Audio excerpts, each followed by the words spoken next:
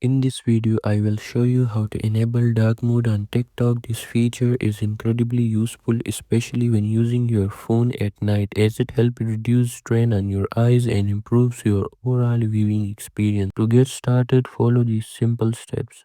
Open the TikTok app on your phone. Tap on your profile icon located at the bottom right of the screen. Next, tap on the three white lines, also known as the menu icon in the top right corner. From the menu, select Settings and Privacy, scroll down and tap on Display. Here you will see the option to enable dark mode.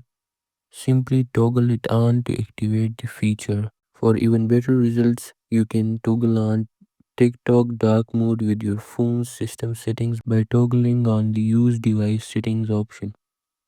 This way, TikTok will automatically switch to the dark mode based on your device preferences. And that's it, you have successfully enabled dark mode on TikTok. If you found this video helpful, make sure to like, share and subscribe for more tips and tutorials. Thanks for watching and see you in the next video.